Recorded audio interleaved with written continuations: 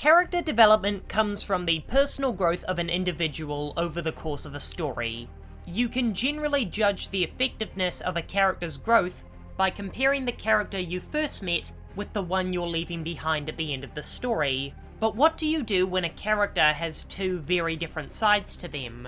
Superhero media, especially games, often focuses too much on the superhero side of their main characters, even when those superheroes are far less attractive than their alter egos.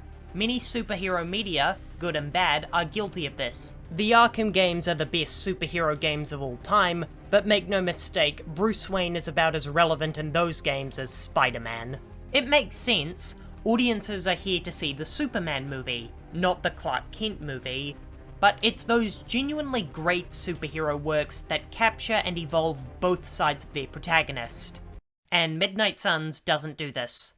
Don't get me wrong, I love the character depictions in Midnight Suns, but that's because there's no superhero character development, and all alter ego character development. There's no, oh no, this villain is too strong, I have to get stronger and unlock a new power, or something else like, this situation requires me to change my code in order to win. Midnight Suns is all about personal growth all the time, which is incredibly refreshing for this genre, and Firaxis couldn't have chosen a better cast of characters with that in mind. See, you can't just take the Persona social link system and apply it to any game. You have to give each confidant an important and endearing struggle personal to them. And there's no universe of characters with more personality problems than Marvel. Except DC. Whether it's Magic's guilt for how she became the Queen of Limbo, or Nico's frustration that the adults aren't taking her seriously, Midnight Suns also have an advantage in that arena because its entire audience will already be familiar with Iron Man and Doctor Strange, which encourages the player to hang out with the characters they already know. Other players might not care about characters they know so much about, and be more gravitated to the Midnight Suns, who I'd say are the far more exciting characters to hang out with. Midnight Suns is very deliberate in the fact it wants you to form connections with people, not superheroes. Another move that is genius from a character perspective, but annoying from a gameplay perspective, is forcing not only Hunter to be on every main mission, but also making a certain hero go with them. While the pre-mission cutscenes aren't the best way to get to know these characters, they often provide enough of a tease for me to choose to hang out with them. For example, I wasn't all that interested in Ghost Rider until the point in the story where he played a main part. He showed off his side that told me he wasn't just some altruistic pretty boy, which made me want to hang out with him more. Firaxis decided that the best way to form connections with these characters was with a self-insert protagonist. When I was faced with a character creation menu, I audibly groaned. Don't get me wrong, I loved Joker, but calling his relationships with his confidants anything but one-sided is an understatement. But that's the genius of Hunter. They're not a self-insert protagonist, but they're not a full character either.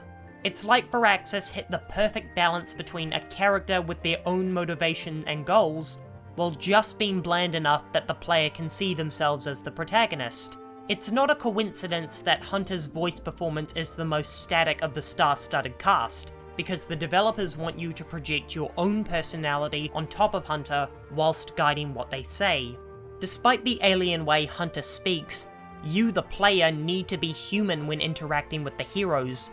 This is shown through the literal black and white morality system.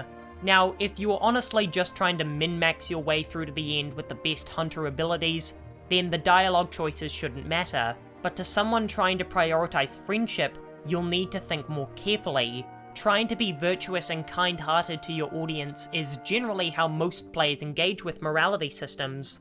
But some characters in Midnight Suns appreciate it when you're blunt and direct with them, and soft-hearted idealism won't help them in their struggles against demon Nazis, once again doing away with character alter egos and making sure the player knows they're talking to human beings.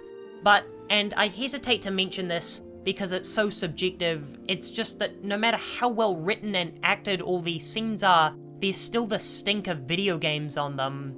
I'll try and elaborate on my point. It's just that everything surrounding these moments feels so robotic.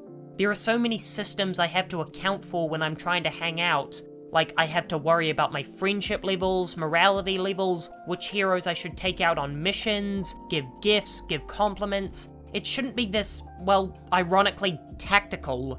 Sure, you have to worry about many of these things in Persona as well, but the game hides these stats from you, so it feels like you're hanging out to get closer to them, not like getting 10 more friendship XP. The sheer abundance of systems isn't the problem.